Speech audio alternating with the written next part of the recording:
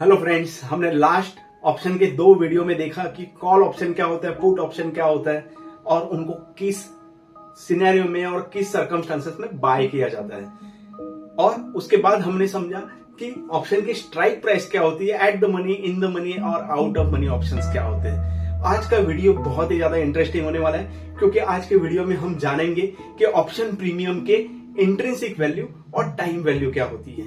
इसके बाद हम ग्रेजुअली सीखेंगे ऑप्शन ग्रीक्स के बारे में, जिसके हम डेल्टा, वेगा, थीटा, गामा बोलते हैं, और उसके बाद फाइनली हम समझेंगे ऑप्शन स्ट्रेटेजीज के बारे में।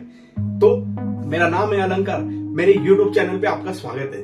तो आइए इस वीडियो की शुरुआत करते हैं कि इंट्रिंसिक वैल्यू क्या होती है और टाइम वैल्यू क्या होती है ऑप्शन प्रीमियम के अंदर।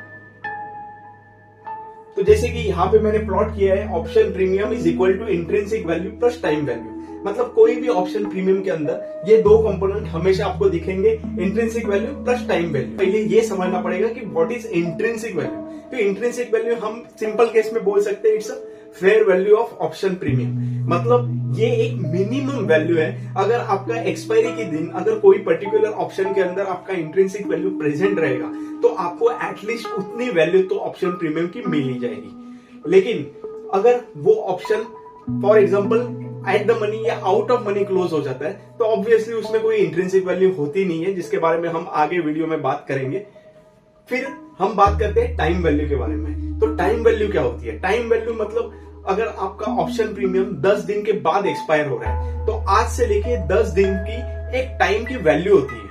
मतलब ऑप्शन प्रीमियम में इट्स नॉट लाइक कि आप इक्विटी शेयर खरीद रहे हो और उसको 10 दिन के बाद बेच रहे हो, जिसमें आपको कोई टाइम वैल्यू पे नहीं करनी पड़ेगी। ये ऑप्शन प्रीमियम ये टाइम पे बहुत ज्यादा चलता है। इसके लिए एफएनओ के अंदर खास करके ऑप्शंस में आपको परफेक्ट टाइम जमना एंट्री के वक्त बहुत जरूरी है, और इसके लिए आपको चार्ट ट्रेडिंग आनी जरूरी है, क्योंकि ऑप्शंस में खास करके ट्रेडिंग करने के लिए आपको टेक्निकल एनालिसिस बहुत अच्छे से आना जरूरी है, क्योंकि वही आपको एक परफेक्ट टाइमिंग बताएगा कि कभी आपको कोई भी पर्टिकुलर ऑप्शन में बाय करना है, एंटर करना है, और कभी आपको एग्जिट करना है। तो टाइम वैल्यू सिंपल टर्म्स में है, आज के तारीख में हम कोई भी एक ऑप्शन खरीद रहे हैं, 10 दिन के बाद उसकी एक्सपायरी है, तो वो 10 दिन के लिए मुझे वो टाइम की जो वैल्यू है वो कंसीडर करनी पड़ेगी ऑप्शन प्रीमियम के अंदर। और टाइम वैल्यू इसके लिए भी इंपॉर्टेंट होती है क्योंकि जो ऑप्शन का राइटर है, अभी तक मैंने अपने कोई भी वीडियो में राइटिंग के बारे में या ऑप्शन सेलिंग के बारे में नहीं बताया, उसके लिए मैं अलग से सेपरेट वीडियो लेके आऊंगा। लेकिन ऑप्शन प्रीमियम में जो राइटर होते हैं उनको सबसे ज्यादा बेनिफिट किसमें मिलेगा? टाइम वैल्यू में, क्योंकि जितना वो ऑप्शन या पर्टिकुलर अंडरलाइंग प्राइस जितना एक पर्टिकुलर रेंज में घूमती रहेगी उतना उसका ऑप्शन का प्रीमियम का टाइम वैल्यू कम कम होते जाएगा। और वही एक ऑप्शन राइटर के लिए बेनिफिशियल चीज रहती है ऑप्शन राइटिंग में, क्योंकि ऑप्शन राइटर की जो रिस्क होती है वो अनलिमिटेड होती है। ऑप्शन बायर की रिस्क उतनी होती है जितना उसने प्रीमियम पे किया है।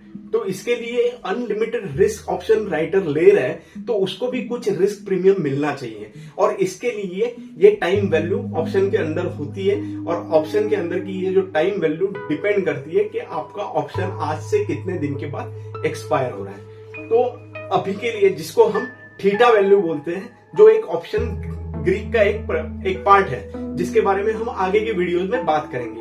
आज के वीडियो में हम सिर्फ फोकस कर रहे हैं इंट्रिंसिक वैल्यू और टाइम वैल्यू ऑप्शन प्रीमियम के अंदर कैसे निकाली जाए। लेकिन इसके लिए आपको सबसे पहले आपका जो कॉन्सेप्ट है in the money, at the money और आउट ऑफ मनी का, वो क्लियर होना बहुत जरूरी है। क्योंकि अगर आपको वो नहीं पता है तो आप मेरा जो पीछे का वीडियो है जो मैंने रिलीज किया है ओटीएम, एटीएम और आईटीएम के ऊपर, तो वो पहले आप देख लो, क्लैरिटी ले लो, और उसके बाद ही ये वीडियो देख लो। क्योंकि ऑप्शन प्रीमियम जानने के लिए सबसे पहले आपको ये कैटेगराइजेशन तो दिमाग में बैठना चाहिए, अदरवाइज आप ऑप्शन प्रीमियम में कितनी इंट्रिंसिक वैल्यू और कितनी टाइम वैल्यू जरा भी फाइंड आउट नहीं कर पाओगे।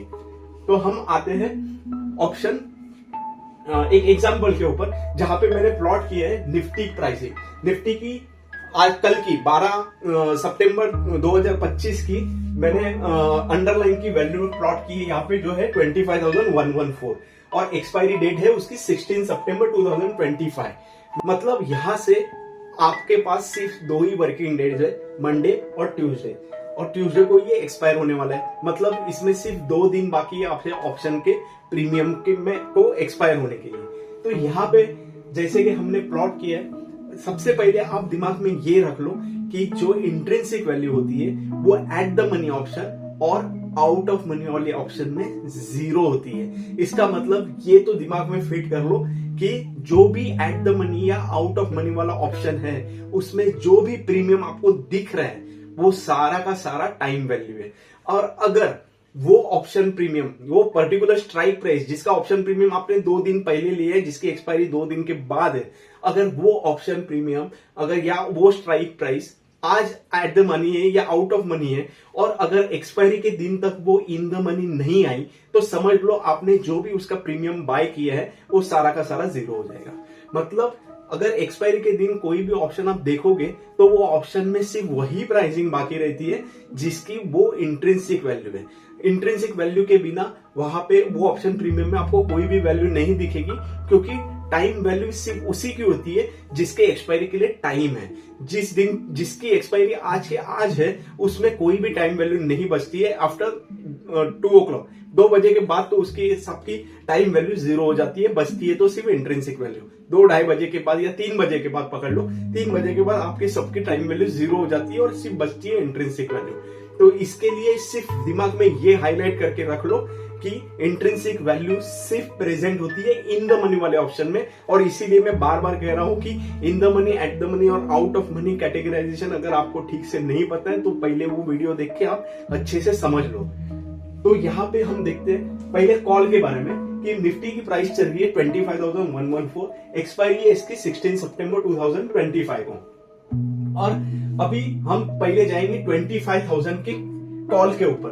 अब ये 25,000 का कॉल जो निफ्टी के अंडरलाइन की प्राइस है उसके नीचे है, मतलब ये कॉल इन द मनी है। अब ये इन द मनी है तो कितना इन द मनी है, तो इसमें इंट्रिंसिक वैल्यू कैसे फाइंड आउट करते हैं? तो इंट्रिंसिक वैल्यू आपको सिंपली कुछ नहीं करना है। इंट्रिंसिक वैल्यू के लिए आपको जो आपके अंडरलाइन की प्राइस चल रही है और आपकी जो स्ट्राइक प्राइस चल रही है उसके बीच का डिफरेंस निकालना है। अब यहाँ पे आपकी निफ्टी की प्राइस चल रही है 25,114 और स्ट्राइक प्राइस है 25,000, मतलब इसके अंदर जो वैल्यू है 114 की, ये आपकी है इंट्रिंसिक वैल्यू। 114 की है, ये आपकी इंट्रिंसिक वैल्यू है। और 166.50 में से 114 अगर आप माइनस करोगे तो आपके पास जो वैल्यू आएगी वो 52.15 की वैल्यू आती है। ये है आपकी टाइम वैल्यू। तो इसमें 52.15 की जो वैल्यू है वो टाइम वैल्यू है। और फॉर एग्जांपल 2 दिन के बाद 15 या 16 को निफ्टी की प्राइस हिली ही नहीं, फॉर एग्जांपल निफ्टी ऊपर गई नीचे गई और वापिस 25,114 को ही क्लोज हो गई, तो उस वक्त आपका जो ऑप्शन प्रीमियम जो आपने आज के तारीख में 166.15 पे खरीदा था उसकी वैल्यू सिर्फ 114 ही रहेगी और ये 52.15 की वैल्यू 0 हो जाएगी, क्योंकि आपने जो 52.15 भरा है टाइम वैल्यू वो अभी एक्सपायरी के लिए 2 दिन बाकी है, उसका आपने कंपनसेशन दिया है, ऐसे बोल सकते हैं। तो बचेगा क्या एक्सपायरी के दिन? सिर्फ आपकी इंट्रिंसिक वैल्यू है जो है इसमें 114। तो सिमिलरली अगर हम उसके नेक्स्ट ऑप्शन में जाएंगे 25,050, तो ये ऑप्शन भी इन द मनी है। तो कितने पॉइंट से इन द मनी है? ये है 64 पॉइंट से इन द मनी। तो इस ऑप्शन में 64 पॉइंट्स इंट्रिंसिक वैल्यू है और बची हुई 64.30 ये आपकी टाइम वैल्यू है। सिमिलरली अगर हम 25,110 पे आएंगे तो इसमें सिर्फ इंट्रिंसिक वैल्यू आपकी बचती है 14 की और बचा हुआ 79 है, ये आपकी पूरी की पूरी टाइम वैल्यू है। मतलब आप एक समझ लो, जैसे जैसे आप इन द मनी से एट द मनी के नजदीक जाते हो या एट द मनी से आउट ऑफ मनी के पास जाते हो, वैसे वैसे आपके ऑप्शन प्रीमियम के अंदर की इंट्रिंसिक वैल्यू कम होती जाती है और टाइम वैल्यू बढ़ते जाती है। मतलब जितनी ज्यादा ऑप्शन प्रीमियम के अंदर टाइम वैल्यू रहेगी उतना ही वो प्रीमियम रिस्की रहेगा बाइंग के लिए, क्योंकि अगर वो एक्सपायरी तक इन द मनी नहीं आया तो आपको भी पता है कि एक्सपायरी के दिन टाइम वैल्यू 0 हो जाएगी और जिसके वजह से आपके प्रीमियम की वैल्यू भी पूरी तरह से 0 हो जाएगी। अगर हम आपके आगे के नीचे के ऑप्शन देखते हैं 25,150 से लेके 25,300, this all options are out of the money, call options है। तो ये इनमें जो भी सारे के सारे जो आपको प्रीमियम दिख रहे हैं, ये सारे के सारे टाइम वैल्यू है और ना कि इंट्रिंसिक वैल्यू। मतलब अगर फॉर एग्जांपल एक्सपायरी के दिन 2 दिन के बाद भी निफ्टी 25,150 के ऊपर नहीं गई तो इसमें कुछ भी आपको नहीं मिलेगा, ये सारा का सारा जीरो हो जाएगा। अगर 25,114 का 25,160 क्लोज हो गया एक्सपायरी के दिन और आपने ये ऑप्शन आज खरीदा था, अभी तक बेचा नहीं, तो इसमें क्या होगा, आपको सिर्फ 10 रुपए की इंट्रिंसिक वैल्यू मिलेगी, क्योंकि आपका अभी वो इन द मनी आया 10 रुपए से। तो इंट्रिंसिक वैल्यू कैसे निकालेंगे, सीधा सीधा है, जहां पे मेरी अंडरलाइन की प्राइस है और मेरी स्ट्राइक प्राइस के बीच का जो डिफरेंस है, only in case of in the money option. तो 10 रुपए जो बचा है वो मैं वही सिर्फ बचेगा और बाकी ये 65.75 की जगह पे सिर्फ 10 रुपए की प्रीमियम बचेगी और 55.75 पॉइंट्स का मेरा नुकसान हो जाएगा। तो अभी हम पुट के बारे में बात करेंगे। तो पुट में क्या है, अगर आप 25,300 की स्ट्राइक प्राइस देखोगे तो इसका प्रीमियम चल रहा है 179.65, जबकि निफ्टी की प्राइस चल रही है 25,114। तो इसके बीच का जो डिफरेंस है वो 186 पॉइंट का है। तो 186 पॉइंट अगर मैं इसमें से 186 पॉइंट माइनस कर दूं तो क्या होगा, आपकी इंट्रिंसिक वैल्यू अगर मैं इसमें से टोटल प्रीमियम से माइनस करूं तो मेरी टाइम वैल्यू निगेटिव में आ रही है, जबकि वो पॉसिबल नहीं है। तो ये 179.65 जनरली जो प्रीमियम चलते हैं ना, वो प्रीमियम चलते हैं फ्यूचर के प्राइस के ऊपर। अगर निफ्टी का प्राइस अभी 25,114 स्ट्राइक अंडरलाइन का प्राइस है, लेकिन इसके लिए हमें देखना पड़ेगा निफ्टी का फ्यूचर का प्राइस कितना है। फॉर एग्जाम्पल अगर निफ्टी के फ्यूचर का प्राइस 25,150 है तो मेरा जो प्रीमियम बचता है वो इंट्रिंसिक वैल्यू है इसमें से 150 और 29.65 would be my time value.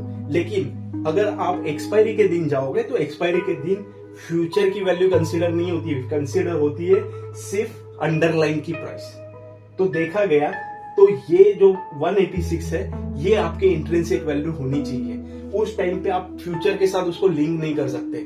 Option का प्रीमियम जो चलता है वो भले ही वो पर्टिकुलर अंडरलाइन के फ्यूचर के प्राइस के ऊपर चलता है, लेकिन अल्टीमेटली जब एक्सपायरी होती है तो एक्सपायरी के दिन अंडरलाइन के प्राइस को ही कंसीडर किया जाता है, ना कि फ्यूचर के प्राइस को। अगर फॉर एग्जांपल ये 25,114 की अंडरलाइन की प्राइस है और निफ्टी की प्राइस चल रही है, फ्यूचर की प्राइस चल रही है 25,150, लेकिन अगर ये ऑप्शन 179.65 अभी दिख रहा है और निफ्टी 25,114 को ही अगर एक्सपायर हो जाता है तो आपके प्रीमियम की वैल्यू 186 ही रहेगी, वो 179.65 नहीं होगी, उल्टा ये बढ़ जाएगा अगर आपके निफ्टी की प्राइस जरा भी नहीं है। इसका मतलब ये ऑप्शन प्रीमियम या पुट का प्रीमियम है, ये आपके लिए बहुत ही ज्यादा बेनिफिशियल है।